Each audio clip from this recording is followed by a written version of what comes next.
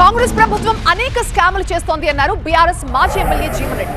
CM Revanth కేసుల పేరుతో కేసీఆర్ ని ఇబ్బంది పెడుతున్నారన్నారు. మాజీ ఎంపీ రంజిత్ రెడ్డి పెద్ద కుంభకోణానికి పాల్పడ్డారని ఆరోపించారు. 1000 కోట్ల విలువైన ఒక రిసార్ట్ ని 330 కోట్లకే దక్కించుకున్నారని విమర్శించారు.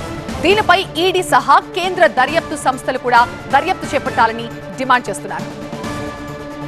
వైట్ కాలర్ క్రైమ్ అన్నట్టు మోసగాళ్ళకే మోసగాడు ఈ రంజిత్ రెడ్డి. మోసగాళ్ళకే మోసగాడు, ఫాదర్ ఆఫ్ ద చీటర్స్, అవినీతి అనగొండ. ఇది షామీర్పేట ఉన్నది, ఇది రంజిత్ రెడ్డి చూసుకుంటుంది. ఇప్పుడు కొత్తది 10,000 కోట్లది. ఖచ్చితంగా ఎన్ని ఎకరాలని అధికారంగా స్పష్టంగా లేదు, త్వరలో డీటెయిల్స్ ఇస్తాం. ఇది అంతం కాదు, ఆరంభం మాత్రమే. దీని మీద రంజిత్ రెడ్డి బినామీ కంపెనీతో వేసి రంజిత్ రెడ్డి అప్పనంగా 10,000 కోట్ల కంపెనీ డేటెడ్ ఎప్పుడంటే 25/2 ఫిబ్రవరి. Order pronounced, please take a photo అన్న. ఆర్డర్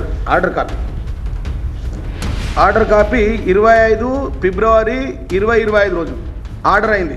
ఇది 330 కోట్లకు ఈ Telangana Nirav Modi, Vijay Mallya white collar crime చేసే రంజిత్ రెడ్డికి అలాట్ అయింది. నీకు తెచ్చిన తెలంగాణ పటం ఎక్కడదయా? నువ్వు కూర్చున్న కుష ఎక్కడదయా?